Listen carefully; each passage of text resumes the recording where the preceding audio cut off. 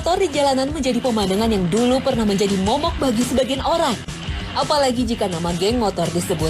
Ada rasa khawatir, ada rasa takut di benak masyarakat umum ketika iring-iringan seperti ini melewati sebuah kawasan. Inilah stigma negatif yang mengakar di masyarakat tentang geng motor. Kini stigma ini mulai pudar, tak lagi melekat pada geng motor. Ada sisi lain yang sebenarnya melekat pada pribadi setiap orang, yang jika digali dan dieksplor akan menemukan sisi baik itu.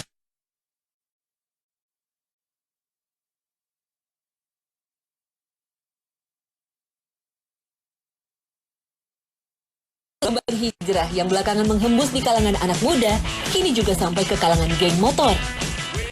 Pengen berubah aja lah dari yang negatif jadi ke positif, ya sedikit-sedikit aja. Nggak maksimal kan, susah kalau gitu, jadi sedikit-sedikit aja lah dulu. Rasanya alhamdulillah cukup agak sedikit rileks atau tenang gitu. Jadi kita itu punya bekal setidaknya gitu, sedikitnya untuk apabila nanti ditanyakan oleh anak, bisa kita mengarahkan atau memberitahunya gitu. Inilah diantara rahasia hidayah Allah SWT yang bisa saja datang pada diri seseorang, sekalipun orang itu berada pada titik puncak keburukannya. Bahwa hidayah itu hak Allah SWT dan menjadi kehendaknya untuk membuka pintu hati seseorang. Allah SWT berfirman, barang siapa yang Allah kehendaki untuk Allah berikan petunjuk kepadanya, niscaya dia melapangkan dadanya untuk menerima agama Islam. Dan barang siapa yang dikehendaki Allah kesesatannya, niscaya Allah menjadikan dadanya sesak lagi sempit, seolah-olah ia sedang mendaki ke langit. Begitulah Allah menimpakan siksa kepada orang-orang yang tidak beriman. Al-Quran Surah Al-An'am ayat 125. Nah, sebetulnya hijrah itu kan salah satu dari tuntunan agama. Itu pasti naluri ingin pindah gitu loh. Termasuk kemaksiatan, kedurhakaan, kekufuran. Itu sebetulnya kalau manusia mau sadar nggak ada untungnya itu sebetulnya. Fenomena hijrah ini terjadi bukan hanya pada satu geng motor saja. Mayoritas geng motor di Bandung kini sudah mulai berubah. Ini pun berkat perjuangan para personel geng motor yang telah berhijrah. Sekalipun memang perubahan ini tak mudah dilakukan. Selama saya di Mordekar, tidak pernah saya berbuat kebaikan sedikit pun. Untuk masuk ke masjid saja saya dulu hampir nggak pernah. Selama ini saya jauh dengan Allah. Saya coba mendekatkan diri ke Allah. Ternyata lebih indah. Dekat dengan Allah lebih indah daripada saya harus menjauhi Allah. Apalagi sekarang udah punya istri, udah punya anak. Istri lagi ngandung sekarang, alhamdulillah. Anak yang kedua gitu. Alasannya cuma rasa udah jenuh, udah capek kayak gitu. Udah ngalamin semuanya gitu, udah pernah. Kalau udah penuh kayak gini ya udah aja. Sekarang tinggal mempelajari sedikit-sedikit yang agamanya gitu. Kesalahan sudah menjadi tabiat manusia, tabiat kita semua. Karena setan selalu membisikkan di telinga kita dengan berbagai macam tipu daya yang bisa menjerat dalam kesalahan. Maka tidak akan ada sosok manusia yang suci dari dosa dan kesalahan, kecuali Rasul Muhammad SAW. Fakta inilah yang ditegaskan Nabi SAW dalam sabdanya. Demi zat yang jiwaku ada di tangannya, seandainya kalian tidak pernah berbuat dosa, niscaya Allah akan mengganti kalian dengan mendatangkan suatu kaum yang kemudian kaum tersebut berbuat dosa.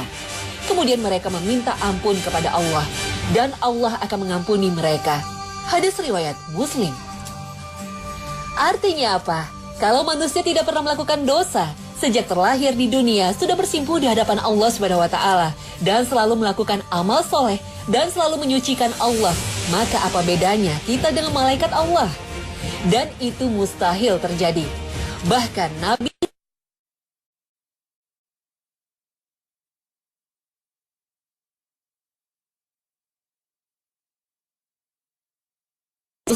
bukanlah manusia yang suci dan bersih dari dosa dan kesalahan.